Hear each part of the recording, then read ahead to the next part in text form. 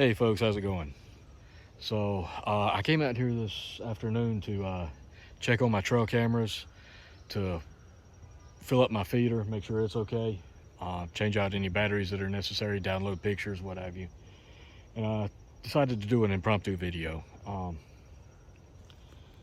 This is my bucket feeder here, the one that you guys saw me make or refurbish. I had to come out here and do some modifications to it with this screen around the spin plate, because I filled it up one day and then 3 days later it was already empty. Primarily because this spin plate here, normally it goes off by a timer, but the deer had already figured it out very quickly that they could reach under there with their tongue and spin that plate and just continuously dump out more corn. So I took a strip of fencing and screwed it to the bucket. There's a half-inch thick piece of plywood in the bottom of this, so I just screwed it into that, and that prevents them from standing here for 2 or 3 hours emptying the corn and eating everything out of it. So that's just a modification I wanted to show you guys. But I'm out here just walking around, checking, filling it up, checking my cameras. Have a camera back there. There's a road runs back through there. It's a little dirt road, in case you can't see. Obviously my stand is right there facing that direction. It's one of the reasons why I can't hunt with a rifle out here, because I've got a house over there on the other side of the dirt road. There's a neighborhood right over here. You can kind of see some of the houses through the trees there. Back that way is about half an acre of woods. Back down this way, my uncle has about 3 or 4 acres. So what happens is this property, it's not a very big property. It's only about 5 acres total, including what my uncle's house sits on. But it acts kind of like a funnel, because there's a hollow down in here, down in the hollow where somebody owns some land. They got like 35, 40 acres or something like that down there. And the homeowners administration to this neighborhood, the subdivision that's behind my uncle's, they own a large tract of land down here also that is left wooded. And kids like to ride their four-wheelers across it. People like to walk up and down it. So I have to come out here and keep an eye on things.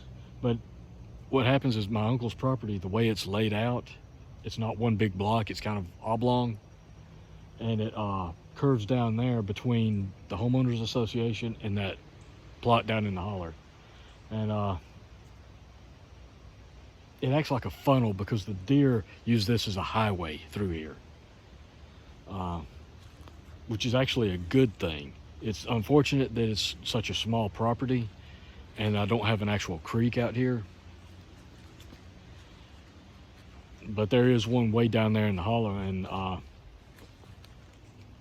so they use this as a corridor to get between all the houses.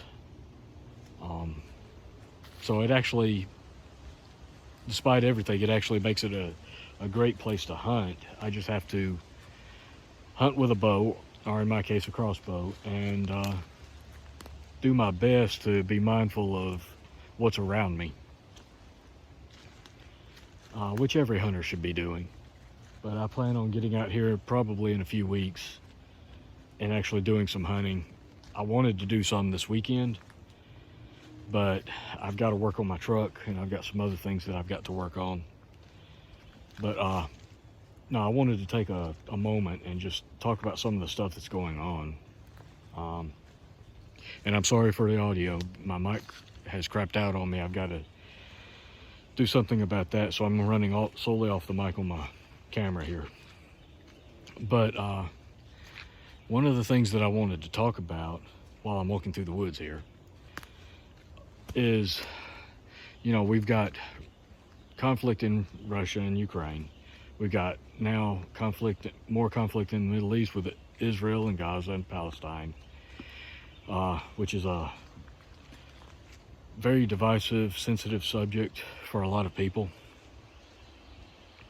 And then you've got conflicts brewing in Africa as well. You got tensions with China. It's like the world is full of tension and chaos right now. And as preppers, we're always looking for ways to stay alert, but also how can we prepare for, what does this mean for us, and how can we prepare for that? Well, to be honest, there's not really much any of us can do in regards to conflicts like Ukraine and Israel or whatever. It's up to the political elites, and I guarantee you there's a lot more going on behind the scenes than they would have you believe. There's a lot more manipulation. These subjects, these issues are used to divide people because they know it's a very sensitive, divisive subject. So it's used to divide people. And they're used to distract us from other things that are going on, as well as used to enrich the wealth and power of people that already have an enormous amount of wealth and power.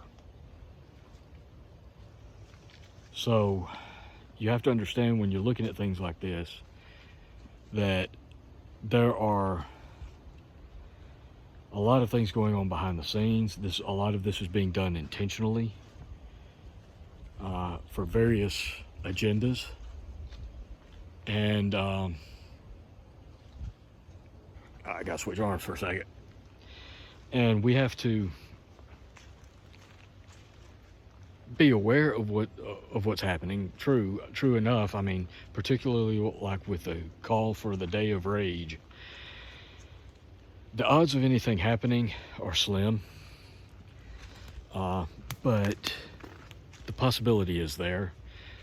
With protests on any kind of sensitive subject like this, as we saw with BLM and Antifa, they can tend to very quickly devolve into chaos and violence.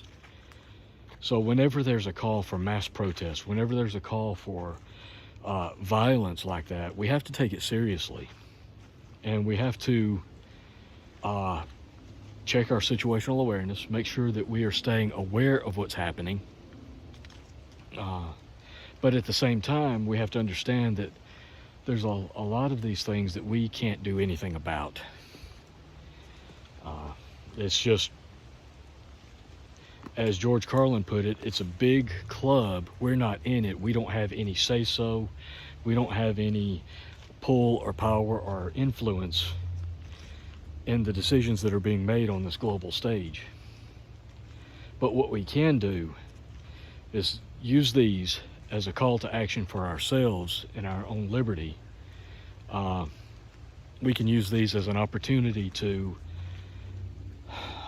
use this particular type of threat, formulate what-if scenarios, and then assess our personal preps and situations and determine how we would be affected by this particular threat.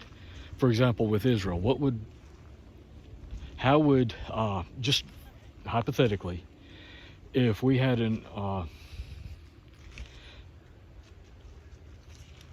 a group of militants parachute into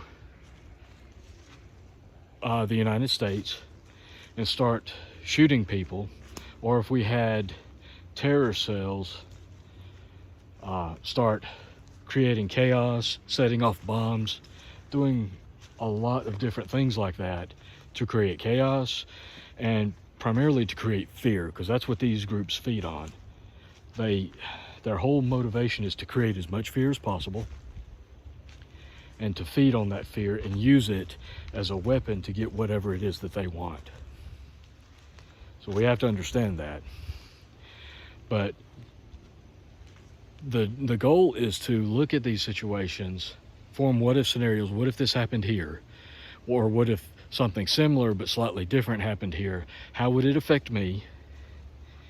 And what preps do I have to provide security for myself and my family against that type of event? And what are the holes in that preparation? What are the holes in that plan? And what do I need to do to fill those holes? So even times like this, when a lot of people talk about fear mongering, it's just propaganda, it's fear tactics. True enough, a lot of it is. There have been some attacks, nothing major, not to downplay the seriousness of what has happened, but there have been a few attacks, mostly knife attacks, if I'm not mistaken. And these things can happen. So we use these, even though there may or may not be a likelihood of something happening. We need to use these to evaluate our own preps, our own plans, holes in our preps, so that we can then figure out what it is we need to improve on, what we need to do to fill those holes and those gaps, and how to get ready. Because things may or may not happen. We don't know. We have no way of knowing what will happen. There's a large group of people, though, that have this unshaken belief that nothing like what happened in Israel could ever happen here.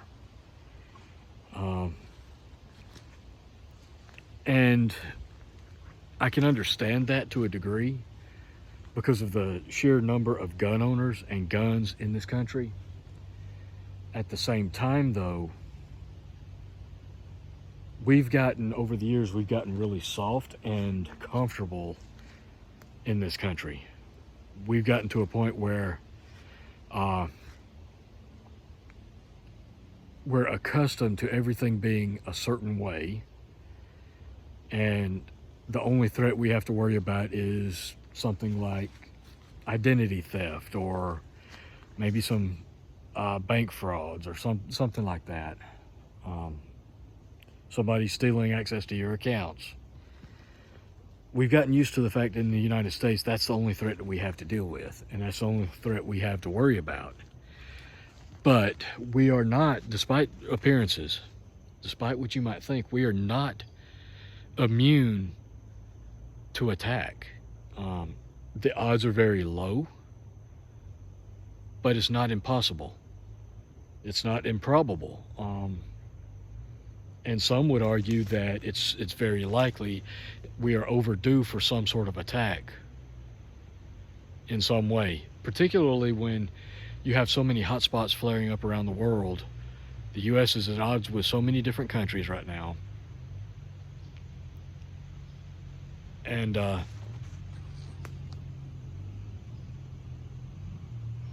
hang on, I hear a four-wheeler. I'll be right back, good folks. All right, folks, sorry about that. No, what I was saying is we need to use these events as an opportunity to check our situational awareness, make sure we're being aware realistically of what's going on. We can use it as an opportunity to exercise our critical thinking skills so that we can try to teach ourselves to distinguish between saber rattling, propaganda, and legitimate threats or misinformation. And we can also use these events as an opportunity to assess our own preps and the holes in those preps and plans. Now, for me, my particular view is that, again, things that happen on the global stage, we have no control over. But we do have to take take note of, because they will no doubt affect us in some way. We may not be able to see exactly how it's affecting us, or it might be presented to us in a way where it's suggested that it will affect us in one way, when in reality the ultimate goal for the event, so to speak, is something completely different. Never underestimate the ability of politicians and governments to use fear and divisive subjects, issues, to control you. And there's a lot of, I'll be honest with you, there's a lot of people right now that are angry over what's happening in Israel. But you don't know the full story. But people that have no real firsthand knowledge of what's happening over there are speaking in absolutes, and they're taking sides without question. And we have to be careful not to become zealots or become so blinded by our view of a certain situation that we don't look at the greater picture.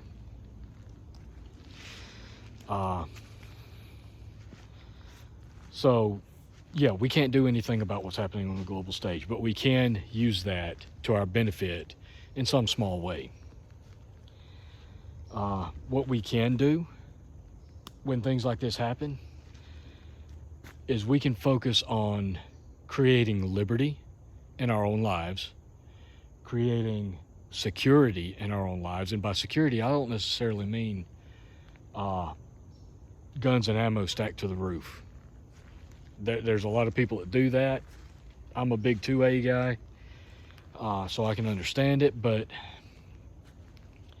when I talk about security in our individual lives, I'm talking about the ability to feed yourself, because the greatest weapon the elites that government has to use against you, aside from divisive subjects like Israel and Ukraine, is food. If they can control food, if they can control your food supply, they can control you. If they control the food supply, they can keep you in line, or they can punish you for saying things that they don't agree with or they don't like. If you speak out against the government, they can cut you off from your food supply. That's one of the threats with the digital dollar. If they don't like what you're saying, they will be able to seize your money, freeze it, cut you off from it, where you won't be able to pay bills, you won't be able to buy food. So you need to create that liberty in your own life. Produce as much food as you can. Stock up food. The thing with food stocks, food storage, a lot of people stack up to a year, maybe a year and a half, sometimes even 2 years worth of food. That food is only a stopgap measure to get you by until you can produce your own. Bad thing about walking through the woods in the South: spider webs.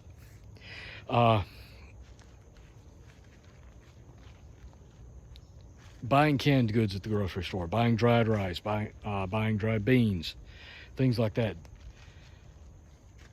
That's only a stopgap. That will only get you so far. Yeah, you can store up a year, or maybe even if you're really serious about it and committed to it, you can store up as much as 2 years worth of food that way. But eventually, if things happen like a lot of preppers think, eventually that food will run out. And then what are you going to do? Well, the only solution is to, at some point, be trying to produce your own food. That means a return to farming. The government doesn't want this. The WEF doesn't want this. That's why they're trying to shut down farms. They want you dependent on them. They don't want you being able to grow your own food, raise your own livestock. Because if you can do that, they lose some of that control they have over you. So,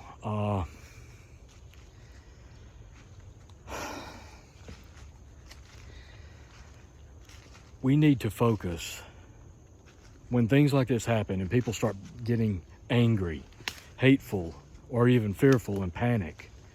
Stop what you're doing. Focus on what you can do in your own life. Your food sources, your water, home defense, financial security, things like that. Those are the things that you have control over. Those are the ways that you can make sure that you will have at least some level of security and comfort if everything goes to hell.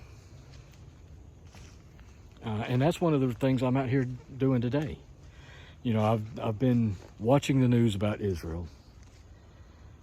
I put out a couple of videos. I got some very heated responses to some of those videos.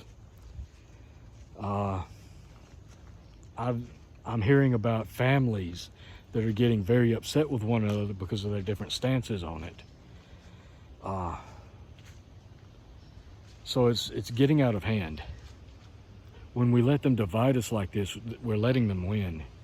They're getting exactly what they want. You can't play into their game. And I got so fed up with seeing a lot of the stuff that I was seeing, I decided to just take a step back. I wanted to come out here this weekend, check my feeder, check my trail cameras, and see about making some videos and making plans to get out here possibly next weekend and do some hunting. Put some meat in the freezer. Add to my preps. Take another step towards self-reliance where I'm not dependent on the government. And I think we all need to do that, particularly now.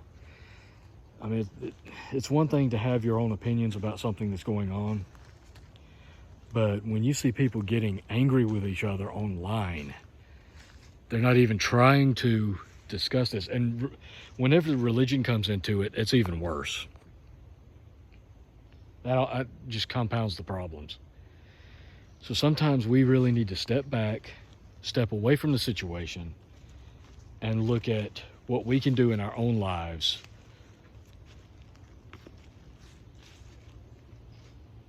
things that we can control.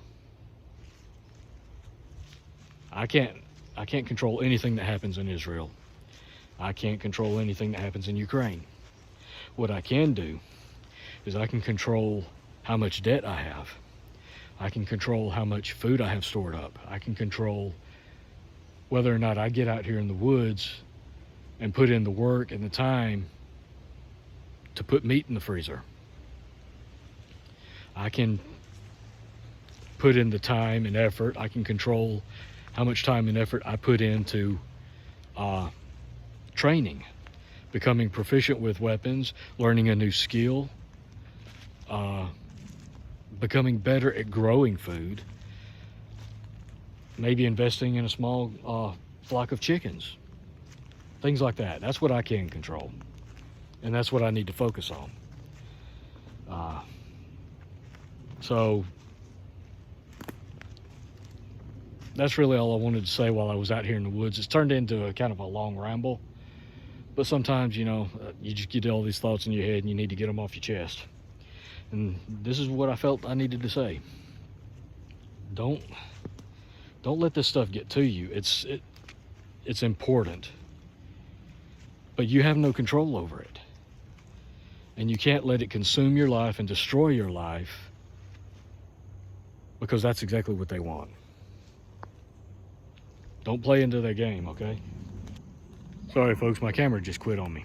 So I appreciate you guys watching. Like, share, subscribe if you haven't. And until next time, folks, just focus on what you can control. Stay safe, take care of yourselves, take care of each other.